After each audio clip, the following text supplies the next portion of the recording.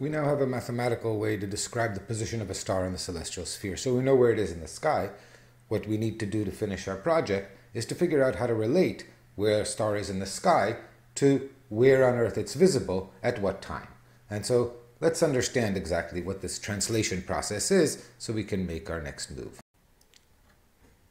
The challenge that we have to meet is explained in this simulation. Here we have the celestial sphere again surrounding the Earth. The stars are fixed on the celestial sphere. We've equipped the celestial sphere with its equator and its prime meridian so that we can tell positions of a star relative to these coordinates. And then we have an observer here at some point on Earth. We want to understand what it is that the observer sees at any given instant as the whole thing rotates. And what the observer sees is the half of the sky that is above his horizon. So his horizon is this circle here, which is an extension of the plane of the Earth near where the observer is to meet the celestial sphere. And this point over here is the point that he looks straight up above over his head, will be his zenith. And so the observer's point of view is given by this diagram, extending his horizon and then rotating to make the observer vertical. To describe where a star is, he will describe how high it is above his horizon.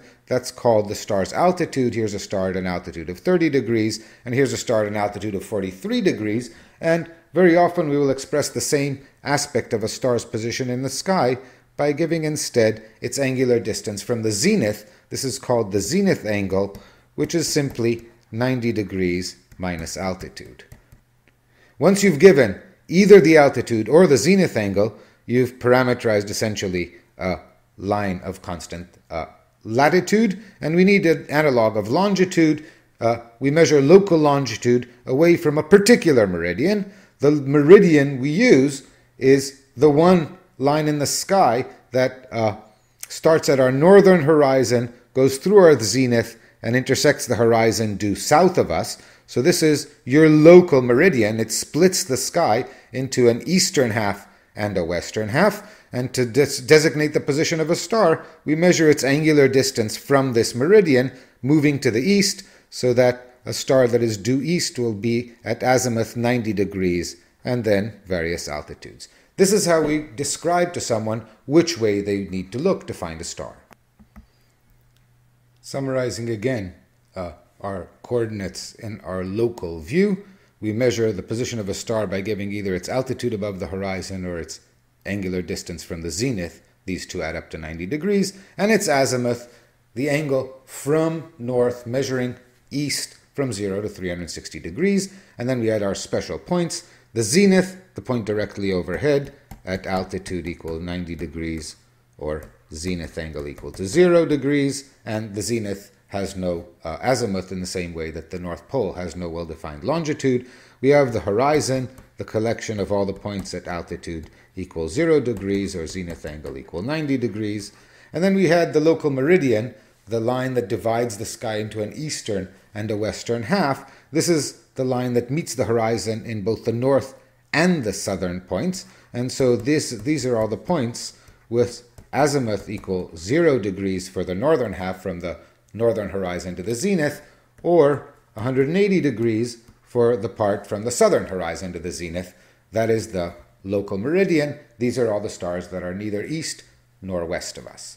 Now, what we need to understand is how to translate positions on the celestial sphere in the celestial sphere coordinates to positions in the sky in this altitude and azimuth coordinate system. And so here we have our little Earth inside a large celestial sphere. Remember, the celestial sphere should be huge. We have the poles of the celestial sphere here. We have the celestial equator over here, and two diameters drawn for convenience. And so we will place our observer over here at some particular latitude, and this observer will come with a horizon, a half of the sky that he is able to see, and we've drawn this before. This is the line. Notice that it should go through the center of the celestial sphere because the celestial sphere is so large, and therefore this is the visible half of the sky. This is the two-dimensional version of what we did before in 3 dimensions, and what this makes clear is, if you look at the geometry for a moment, then this angle determining the latitude, the angle between this diameter and this line, well, this line is vertical, so perpendicular to the horizon. These two diameters have a 90-degree angle between them. The net result is that this angle here is also the observer's latitude, which means, remembering that this is the horizon, that your latitude is the angle from the horizon to whichever celestial pole is visible. In other words, if you can find the North Star or the South Celestial Pole in your sky, you now know which direction is north or south, depending which hemisphere you're in, and you also know your latitude, because the higher your latitude, the higher the pole is in the sky. Clearly, if you're at the pole, then your latitude is 90 and the pole is directly overhead. So you can use some understanding of the stars to figure out where you are and in what direction you're going. Stars are very useful for navigation. The other thing that this diagram shows us is that if this observer looks directly overhead, he finds his zenith, and his zenith is over here. And what this shows us is that his zenith is at any given time going to be at a declination, a distance from the celestial equator, also equal to his latitude. And then as the Earth or the celestial sphere rotates, he will see different points on this line of fixed declination directly overhead. So the only points that are directly overhead ever for a given observer are the points whose declination is equal to your latitude. Here we have our favorite view of the sky in Athens again, and in addition to the green celestial grid that I drew before, centered on the North Celestial Pole, I've drawn in red our local altitude and azimuth grid, and so we see our zenith directly overhead. We see lines of constant altitude in concentric circles around it, and we see lines of constant azimuth. And as you see, we are looking due south at the moment, and so this is our prime meridian, the line that splits the sky into an eastern half over here and a western half over there. And because the prime meridian goes through both the zenith and whichever celestial pole is visible, because it, in this case, reaches the northern horizon, it coincides with some specific celestial meridian for its long part, for the part including the zenith. At this point, I think that I can tell that because this is 0-hour celestial meridian, this is the 2-hour celestial meridian, our local meridian corresponds with the celestial meridian for 1 hour. And when I allow time to elapse, then as we saw, the green grid on which the stars are fixed will move from east to west, rotating about the celestial pole. The red grid, which is fixed to us, will appear to us to be stationary. So as time goes by, the celestial lines of celestial meridians will move to the east, and whereas the lines of fixed azimuth will not, so that if our local meridian corresponded previously to the meridian for 1 hour of right ascension, now we have 2 hours of right ascension overhead, 3 hours, and so on and so forth. This animation is truly wonderful. We have here the two views simultaneously and synchronously. So here we have our observer. I've put him in the vicinity of Athens, Greece.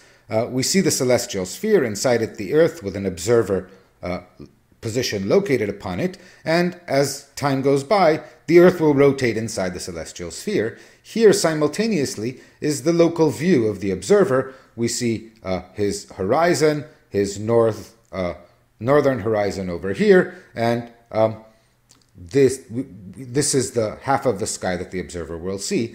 And as we begin our animation, I've also drawn a few star patterns on the celestial sphere. We see here the Big Dipper near the North Pole, Orion near the equator, and near the southern celestial pole, the Southern Cross. And as our animation begins, note that if the observer looks to the east, Orion is just rising above his eastern horizon, as it was exactly in our animation, in our simulation, and now Orion will rise high in the sky, cross his meridian, and set in the west, and this will happen as the celestial sphere rotates about the observer, or as the Earth rotates, and we see Orion rising and setting. On the other hand, if we look at the motion of the Big Dipper, we notice that as the Big Dipper moves or as the Earth rotates, the Big Dipper's circle around the pole essentially never carries it below the horizon. It performs circular motion around the pole, and it never ever sets, and so that makes the Big Dipper part of what we call the circumpolar star.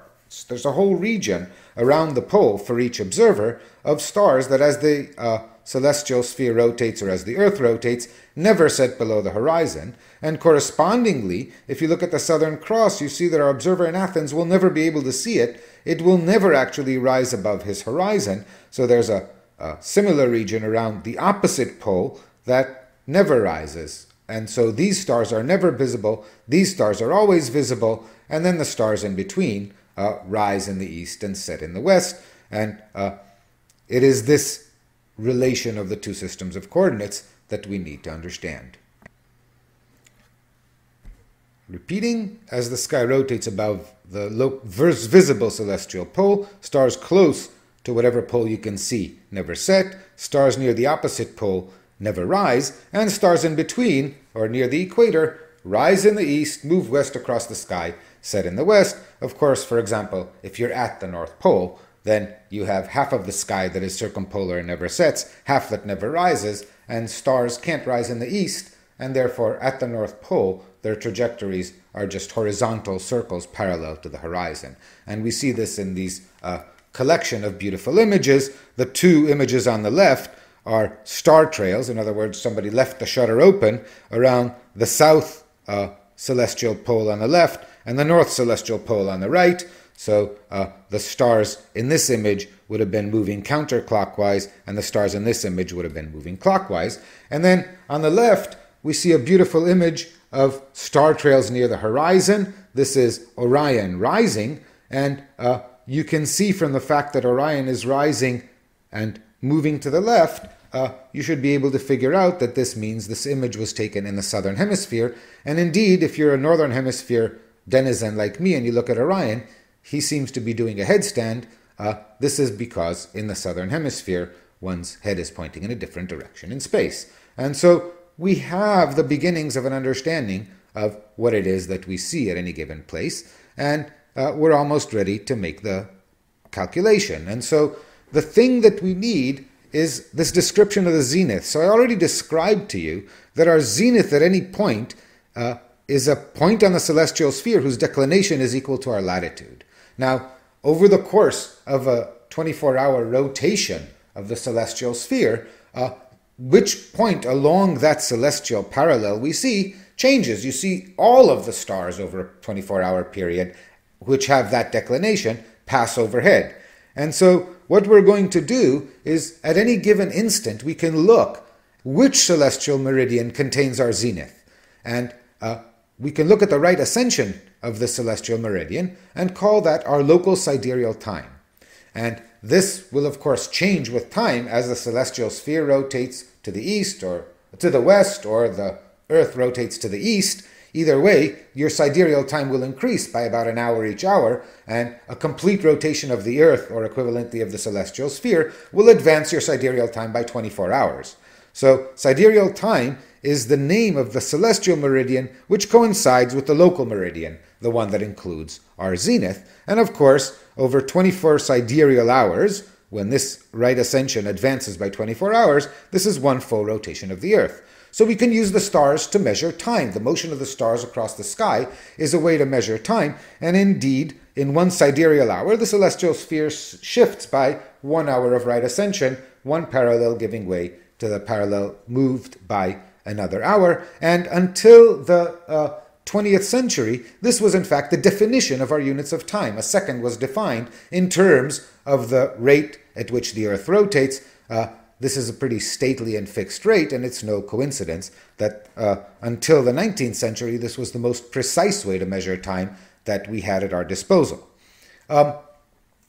Thing to note, of course, is that different locations on Earth will measure different sidereal times, because depending on your longitude, you will see overhead different celestial meridians, and as you move to the east, you will see later and later sidereal time, because moving to the east, you see stars overhead that are farther and farther to the east along the celestial sphere, and so 15 degrees of longitude east advances your sidereal time by an hour, but this varies continuously, so that moving east by 20 meters changes your sidereal time by some small amount. Returning to our view of Athens, we can now read off the sidereal time in our picture. Remember, the sidereal time is the time indicated by the celestial meridian that coincides with our local meridian, and we've seen that before. This is the 1 hour meridian, so the sidereal time in Athens at 9 p.m. on November 27th was 1 a.m., and of course, as we allow time to progress by an hour, sidereal time will progress. We can see that by allowing time to progress, and an hour later it is 10:01, the sidereal time has changed, it's now 2 hours sidereal time. Now, we can use this, now that we understand the position of our zenith and the location of our local meridian, we can use this to find a particular star. So let's suppose that at 9 p.m. we wanted to find a particular star. Let's imagine that we wanted to find in the sky this particular star, Alpheratz, in the constellation Pegasus. So if you look, Alpheratz, you can look it up, has celestial coordinates. It has a declination of about 30 degrees and a right ascension of about 0 hours. It lies at the intersection of this line of declination and the prime celestial meridian. That means that Alpheratz will rise in our east, become as high overhead as it's going to get when it's on our local meridian, and then start setting in the west. So the best time to view Alpheratz, in fact, is when it is directly overhead. Because it is on the prime celestial meridian, best time to have viewed Alpheratz would have been at 0 hours, at sidereal midnight, which means at 9 p.m. we're an hour too late. But that's okay. We can fix this. We can just, through the wonders of technology, go and observe Alpheratz at 8 p.m. Here we can move time backwards. And indeed, as advertised, at 8 p.m., Alpheratz is right on our celestial meridian. It has risen as high as it's going to rise and has not yet begun to set. So at that time, 8 p.m., or more importantly, midnight sidereal time, Alpheratz will be on our local meridian. Where will it be along the local meridian? Well, this is where Alpheratz's declination comes into play. Alpheratz is at a declination of 30 degrees. Our zenith, we said, because we are in Athens, is always at a declination of about 37 degrees. This means that the angle, the zenith angle of Alpheratz, the distance between Alpheratz and our zenith at its meridian crossing at the time when Alpheratz is as high in the sky as it gets, well, its zenith angle is given by our latitude minus its declination, in general, the absolute value of this, which in our case is about 38 minus 30, or 8 degrees. So Alpheratz will attain a minimal zenith angle of 8 degrees, or a maximal altitude of 82 degrees above the horizon, quite high. Now, this tells us almost where it is. This defines it to within a circle, but because it's on our local meridian, it can only be either north or south of the zenith, and because the declination of Alpheratz is less than our latitude, our zenith is at 38 degrees, Alpheratz only at 30 degrees of declination, its azimuth will be 180. It'll be due south of our zenith at the time that it is as high as it can get. And so if we observe Alpheratz at sidereal midnight, we know exactly where to find it.